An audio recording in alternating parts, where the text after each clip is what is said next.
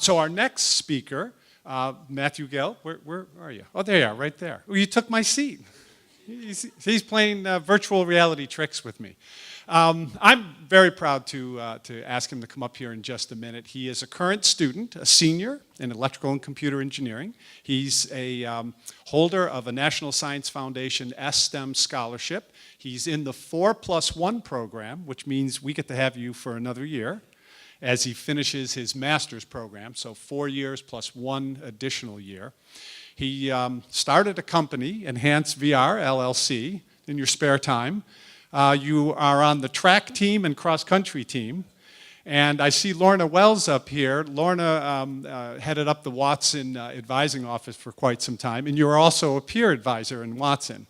Okay, this is just typical of the students we get at Binghamton. So please welcome Matthew Gill, right from Watkins Glen to Binghamton and to our stage.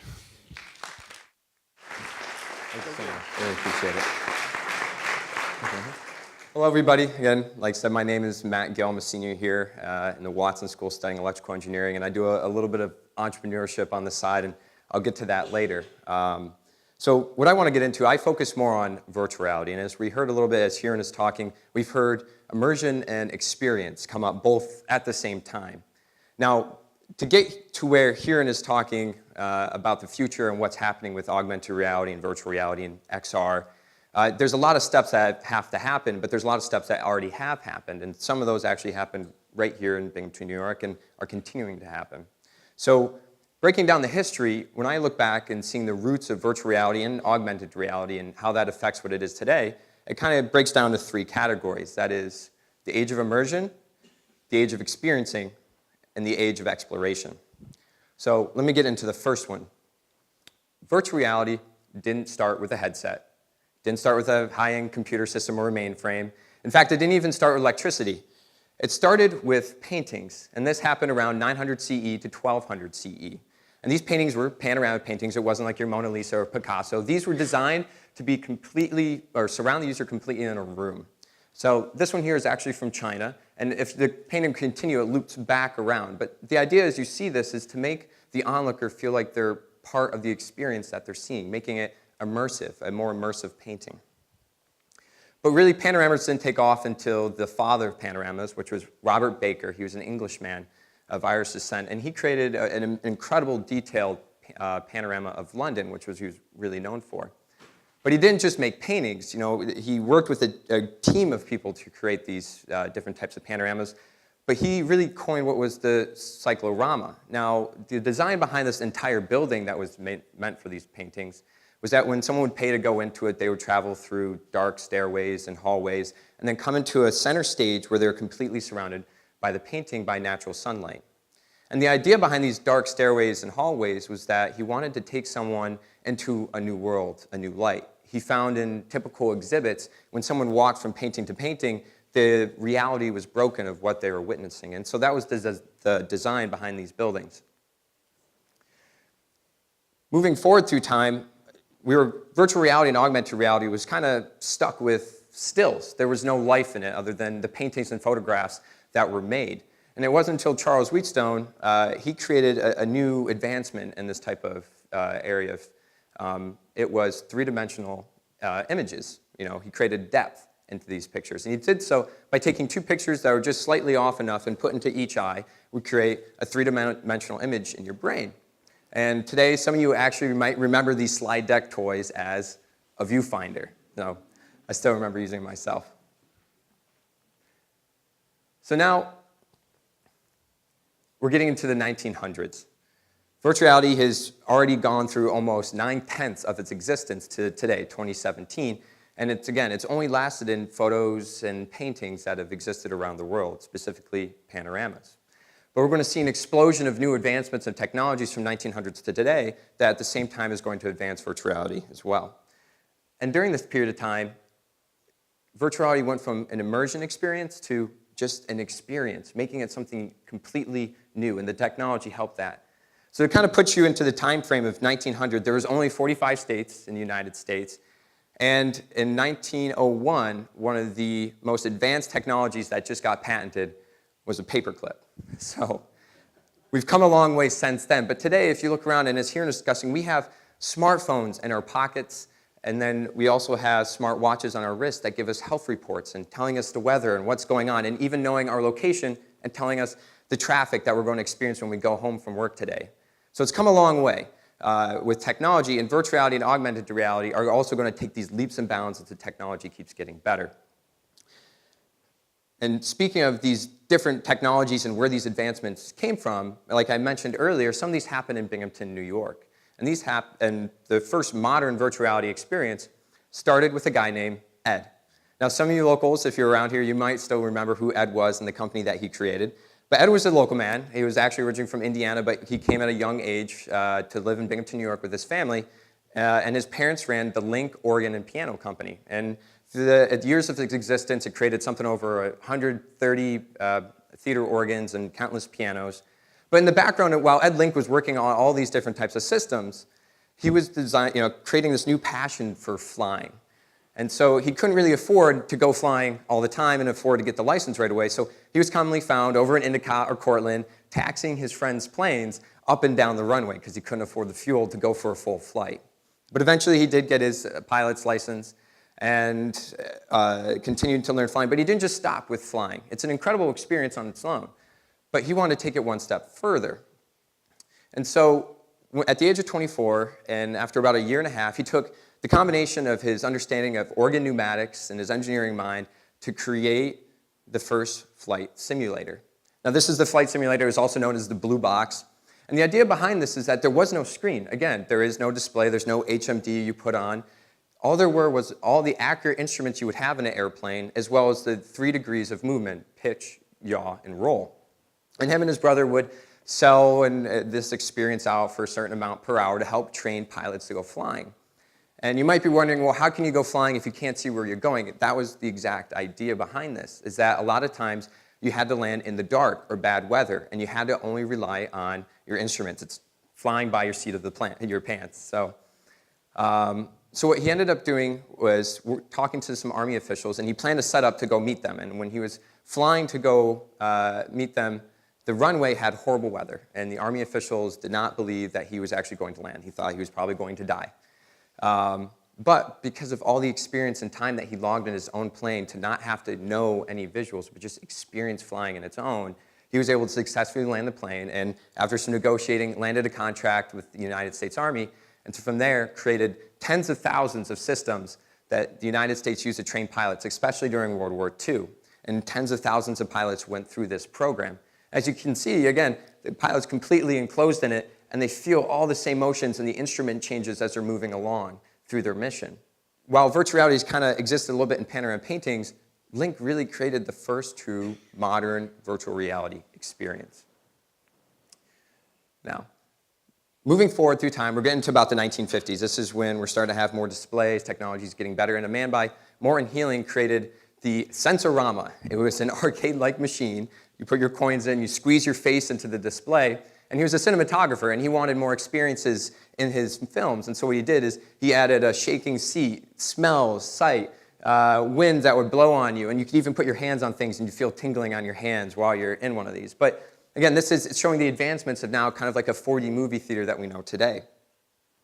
Even further moving along, the first HMD was created in 1961 by Philco engineers. Now this headset, what I mean by head-mounted display, let me back up a little bit. That's HMD, head-mounted display. Otherwise, it's usually just a monitor or something like that.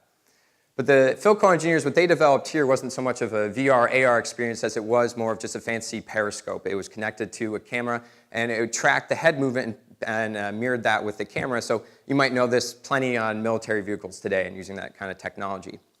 But a major factor here was Ivan Sutherland, who in 1968 created his own VR experience called the Sword of Damocles. And there was a reference to Greek mythology, but his system took up an entire room. And he had hanging pieces all overhead, and that was why it was called what it was. But it was the first real virtual reality and augmented reality experience. He was able to create basic shapes and colors and stuff like that he could see and move around and actually see these images move around with him. Now, Ivan Sutherland didn't just provide an advancement in technology with virtual reality and augmented reality. He provided new beliefs, new concepts, and really truly set the standard of what virtual reality should be in the future. He wanted to create the ultimate machine by his definition for virtual reality. And to have the ultimate machine and what virtual reality could be, it had to be a virtual world viewed for an HMD and appeared realistic through augmented 3D sound and tactile feedback. The computer hardware had to create the virtual world and maintain it in real time, and that it gave the ability to users to interact with objects as if they were in the real world. And now he said, and I quote closely here, that the ultimate machine would, of course, be a computer system in a room that could control the room's matter. A chair in such a room would be good enough to sit in. Handcuffs displayed in such a room would be confining, and a bullet in such a room would be fatal. Now, I don't want to create any type of VR experience where I'm playing a game and I'm going to get shot and I'm actually going to feel that, but he really set the standard of what virtual reality can be, all the way back in 1968. And today, we know this from our video games and what you could actually create in a type of simulation. But back in 1968, this was pretty radical, but he really, again, set the standard of what virtual reality could and should be. So while Ed Link was kind of like the grandfather of virtual reality simulation, he kind of got it started, it was definitely Ivan Sutherland that really was the father. He made that next step, put the word out there on what virtual reality should be. So moving forward, we're going to have more advancements in technology, and we're actually going to see more consumer ones. This was Reality Built for Two. It was really the first kind of HMD headset that also allowed you to have tactile feedback, and it was designed to replace your phone for the price of $50,000 back then. So if you want to talk to someone and actually be able to see them, like Kieran was mentioning, you could do that back then, but it cost you quite a lot. But additionally, at the same time, in the 80s, going into that period, NASA was making amazing contributions to technology, as they always have. But specifically in virtual reality, they were making new headsets, tactile feedback, tracking, the different types of displays that are going to be used. The amount of technology that they've created that has been used in VR in today's society is just immense. But the interesting thing, though, is that they're still using virtual reality and augmented reality today, whether it be some type of robotic design or even having the Microsoft HoloLens augmented reality display up in space being used by astronauts. To also talk about the 80s, at the same time, we have all been saying virtual reality and augmented reality. I've said a few times a new reality. It isn't until 1987 that the term virtual reality was actually coined. So from beyond this, it was only just a new reality. There was no virtual reality description yet. Now, going into the 90s, this was kind of like the awkward freshman high school years of virtual reality. Everything was there. You're so confident. Just wasn't ready yet. And so this is actually some of the first consumer version headsets. This was the Sega VR headset, Sega gaming company, you might know, with like Sonic the Hedgehog. So this is one of the headsets. Nintendo actually came out with their own headset. It was called the Nintendo Virtual Boy. And there was also the iPhone, EYE, not iPhone. But it existed previously. Now, like I said, it was like kind of the awkward years for these headsets, and that reason was because the technology just wasn't there yet. The ideas and what these engineers and scientists wanted to create was there, but pairing that with a good quality experience that didn't make someone sick was very hard and to overcome. And in fact, the Virtual Boy, the reason it really failed, that doctors even said that it would cause extreme eye damage if you used it too long. So they all had these little problems with virtual reality, but the interesting thing in the 90s was that this was the first time that virtual reality was becoming more consumer related. People were starting to get an idea that virtual reality, this exists, this is actually something. Now, while gaming companies were doing this, at the same time, the movie industry was making an impact on it as well. And some of my favorites, the Matrix movies in particular, at the end of the 90s. Now, if you guys remember this film, what you see is not real. Take the blue pill, take the red pill, whatever one you want. But this really took the average Joe that's sitting on his couch at home after he watching the film to really think about, what am I seeing? Is this actually real? Or am I just in another simulated world and that there's a whole nother me that's just being used? So this really started to take more and more people and bring them into this virtual reality and augmented reality world and changing the mindsets of what people believed what VR could really be. This, in definition, could really be Ivan Sutherland's true virtual reality machine. You could die in this machine by a bullet that truly could be fatal. So coming out of the 90s, we're in today, the 2000s. Oculus and HTC Vive are some of the well-known headsets that are out there. So Oculus was created, built, designed, tested, and resold to Facebook and released their CV1 version. HTC Vive creates their own virtual reality headset. As Kieran mentioned, you also have Google Glass, the Microsoft HoloLens. Google comes up with a low-cost version of a literally cardboard where you put your phone in to experience VR. And there's mixed reality and augmented reality. There's so many different things that are happening now in the 2000s. It's almost overwhelming. And again, that's why there's 3 of us talking about this, so we can each talk a little bit about something else. So there's plenty of time for that. But we have all these amazing tools, computer systems, visuals that can literally trick your eyes, your mind, and your body into believing what you're seeing is real.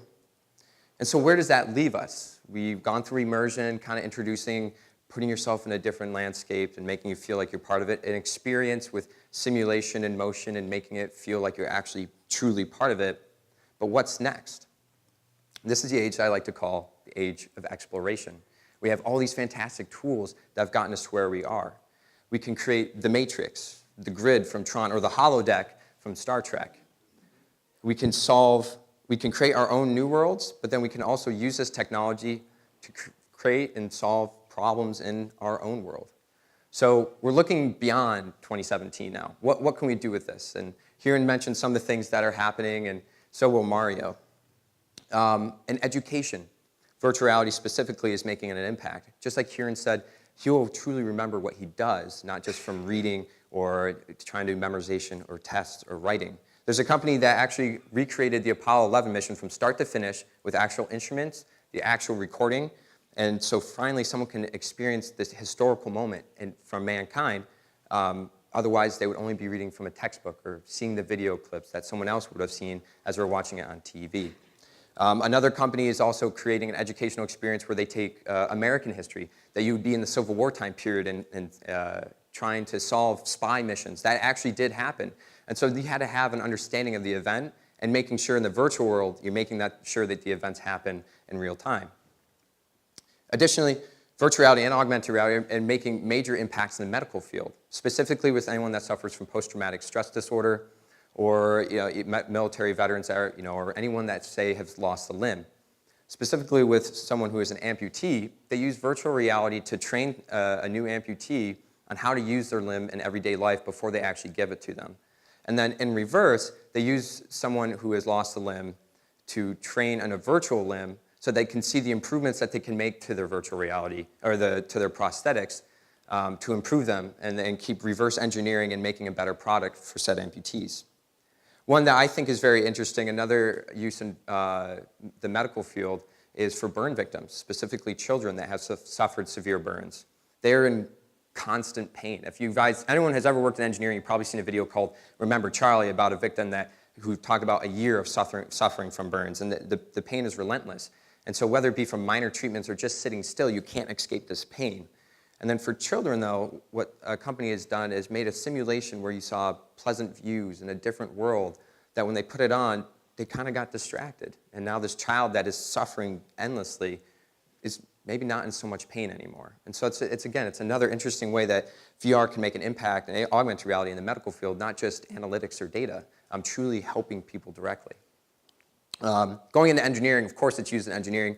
Augmented reality and virtual reality, whether it be showing a design for an engineering company in person, showing it to customers for a new product that's going to come out, or even contractors. Now they can actually take their tablet, look up to a building, and then they can wipe away each individual layer from the HVAC system and the plumbing and the electrical to actually see what they're looking at and know where they have to make changes. One interesting thing that I found was with Ford Motor Company. They actually create an augmented and virtual reality interior to their cars before they make them. And so they can put on the headset and experience the car in different situations to see what they like and what they don't like and get to interact with it before making the expense of making an entire model. They can actually do, which is kind of neat, is take their controller and turn it into a virtual flashlight. And they can make it nighttime, and they can look around all the cracks and crevices and see how things reflect and if that's going to be a problem to the driver. So again, going even further in the media, about 2 years ago, I talked during the TED Talk here at Binghamton with one of my colleagues about the interest of virtual reality in real world. And in the media, you can watch the New York Times, different articles and 360 videos, and actually experience being there, and now make it more of a meaningful impact. Instead of reading or listening to it on the radio, you get to see it firsthand. You can see virtual reality films at Sundance Film Festival or different indie films as well. You can keep going on and on and on. with virtual reality and what it can be used for. But the one that most of you probably know as, and what we talked about at the TED Talk 2 years ago, was games. Everyone loves playing games. That's what it really was driven by. You saw the Sega, you saw the Sega headset and the Nintendo Virtual Boy. But it's happening more than that. Back, you might remember, and they're still out there, internet cafes. There are now virtual reality and augmented reality cafes. In fact, thousands all over the world where people can pay to experience virtual reality for a low cost, but they can keep going back and experiencing such an incredible technology.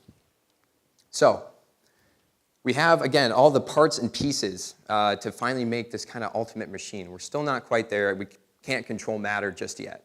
But we can create visuals that really trick us. Now, that's where my company comes in. So in 2015, I started Enhanced VR, who are now fantastic Binghamton alumni that I still stay in touch with. And what we started with was virtual reality skiing. We saw the opportunity that if global warming is going to be making as an impact as it is, maybe we won't be able to go skiing in the future. What would we do if we didn't have skiing? Well, we'd maybe go to a facility that could do virtual skiing. And so we took some cell phones and some foam rollers and a Google Cardboard, and we put it on, and we were actually be able to do virtual skiing. Now, it was far from it, and I'm a horrible skier, so I was horrible in this video game simulation as well. It was a whole new experience for me. While I was interested in virtual reality, I was only just a freshman, and getting into the Watson School was amazing enough for me. I like saying that I probably couldn't get into it now with the standards that we keep raising with all of our schools. But to be able to create something like this and take the stuff that I learned in my classes and truly apply it and make rapid prototypes, I thought that was just the most exciting time that I could do. And so I kind of kept going with that. And after one of the grad students left, it was me and this computer science student, and we said, okay, what more can we do? We love VR, we love AR. What's something that a college student could afford and make a really interesting prototype that could have multiple uses? And so we created a 2 degree of freedom motion simulator. And this is our original one. We built it in 24 hours at HackBU, if you ever hacked around here on campus. It's made out of everything, PVC parts, duct tape, 2x4s, a little bit of my own blood when I cut myself on it. I mean, it's got everything in it. And it functioned just enough. It's actually still in Old Dickinson in someone's probably alumni's dorm room. It can't leave. We have to rip it apart and destroy it because it was built in that room. It has to stay in that room until we get rid of it. But it was a learning experience. For us, we wanted to create something more. We wanted to maybe go flying, driving. What could we do? And this allowed us to do that. We could have pitch and roll motions paired with virtual reality. I felt like I was driving a Formula One car at Watkins Glen International. Now, while the motions all weren't there, you can imagine that can't create 3 G-forces out of it. That'd be very impressive. But it was a starting point. It was enough for us to say, hey, this actually might be something. And we had other people that were getting in it before it broke. And we said, hey, this really could be something too. It's maybe not a great idea yet, but you could keep working on it. And so that's what we did. And so we created our second beta model here that you see. It's another 2 degree of freedom simulator. It's kind of just a remake of the original, but it was stronger. We could put countless people in it without it falling apart on us. But it gave us the ability to, again, have this diversity to it. I can interchange frames and components. If you want to go flying a plane like Ed Link could do back in the day, you can do that on this. But then again, you can also switch out a controller. You can fly in space and defend Earth and compete against people all the way around the world that are also playing the same simulation. And same thing with this one, like the original simulator. I could go racing an F1 car, or you name it, at any track in the world. I prefer Monaco. But it's a really great experience, and we're giving people the opportunity to do that. And I've been fortunate through some of my networking opportunities to be able to go around and see different simulation companies that exist and what's being made. The idea with what we're going for with our initial go-to product for our market here is creating something low cost to get more people in it. Like we said, virtual reality, it's incredible. It's still developing. It's in its infancy with augmented reality and having glasses look exactly the same as you would the technology. So we want to keep moving that forward as well with some of the things that we can create. So this isn't a new headset. It's not the next AR glass that you're going to wear. But it's a new mouse and keyboard that you can use with virtual reality to make it more exciting, to keep more people in it. And that's what we want to do, from education to engineering. We're developing our team, we're expanding, and we're growing. And what we really see is just creating these new peripherals and systems that can change old experiences and make new ones from it. And it's no coincidence that, or it is a little bit of coincidence, serendipity, in fact, that we started this in Binghamton, New York. Again, the birthplace of modern virtual reality with Ed Link. And we're very excited to be here You know, I had family ties all the way back to the Endicott Johnson Shoe Company. It's really exciting to be in a place that I have some history tied to, but to see the opportunities that lie here with the students that we keep bringing into this university to keep improving these systems and making it better. So, like I said, we have all these parts and tools. We have amazing headsets and computer systems that we're constantly improving, and we're trying to make our own systems ourselves.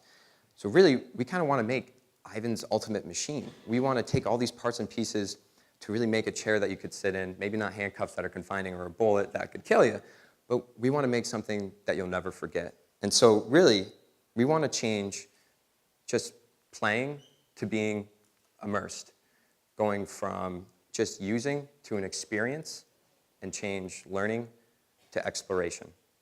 Thank you.